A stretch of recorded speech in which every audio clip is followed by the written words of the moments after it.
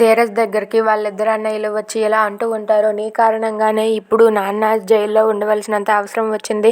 నీ కారణంగానే ఇప్పుడు ఈ ఇంటి మొత్తం ఏడుస్తూ నడి రోడ్డున కూర్చుంది. ఇదంతా జరగడం నీ కారణంగానే అని చెప్పి అంటూ ఉంటారు. అది విని ధీరజ్ అయితే ఏం అనలేక చాలా బాధపడుతూ తనలో తానే చాలా బాధపడుతూ ఉంటాడు. అది చూసి ప్రేమ అయితే ఇంకా బాధపడుతుంది.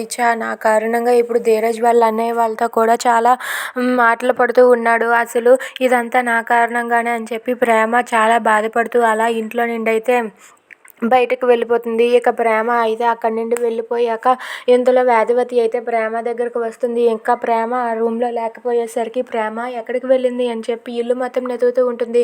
ఇక అందరినీ పిలిచి ప్రేమ లేదు, ప్రేమ ఎక్కడికి వెళ్ళిందో ఏంటో అని చెప్పి అంటూ ఉంటుంది. దాంతో ఇంట్లో వాళ్ళందరూ కూడా చెరో చోట వెళ్ళి అందరూ కూడా ప్రేమ కోసం వెతుకుతూ ఉంటారు.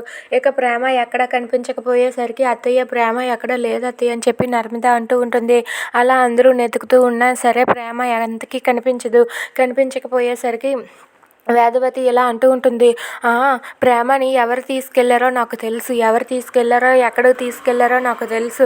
నేను వాళ్ళకి ఎలా బుద్ధి చెప్పాలో అలానే చెప్తానని చెప్పి వేదవతి అయితే చాలా కోపంగా భద్రావతి వాళ్ళ ఇంటికి వెళ్తుంది. అది చూసి రామరాజు అయితే ఆగు వేదవతి అన్నా సరే ఆగకుండా అక్కడి నుండి అయితే వెళ్తుంది.